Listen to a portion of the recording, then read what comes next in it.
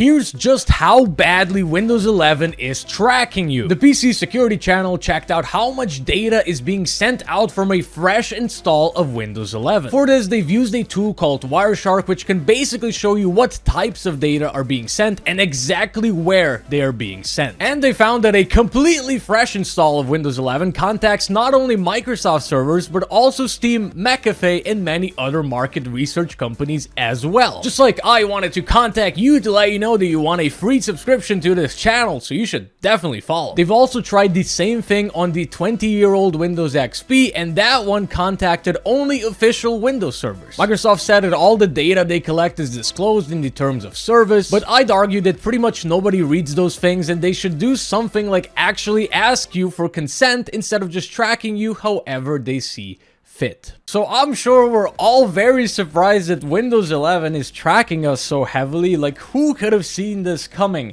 Well, unfortunately, it has been like this for a very long time, and I mean, the thing is, Windows 10 and Windows 11, they're pretty much free. I mean, back when Windows 10 came out, if you had a fake Windows 7 key, for instance, you could just upgrade to Windows 10 and get a legitimate key for free. So Windows at this point is pretty much free, so obviously they want to find other ways to make money, which is obviously going to be by tracking you, taking your data, being able to target you with ads, and make money that way. And they're able to get around this because technically they disclose everything, although I would say they technically disclose everything. We don't really know. You don't know with these companies. You don't know what exactly is on their servers.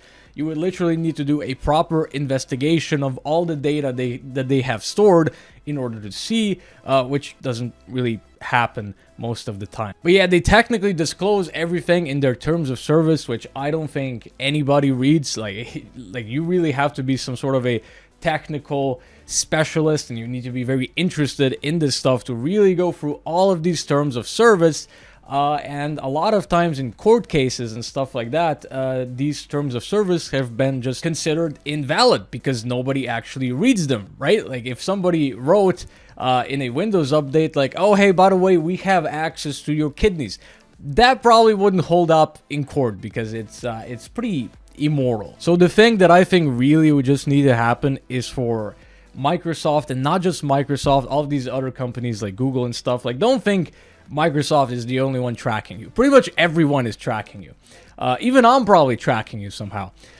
So what I think would need to happen is sort of what Europe has done with GDPR for the websites, where you basically can't just track people. You have to literally get consent from them. Like, they literally need to click a button and be like, yes, I accept that my data in this sort of a form is going to be collected, it's going to be stored in these sorts of ways, it's going to be processed in these sorts of ways, and it's going to be used in these sorts of ways as well.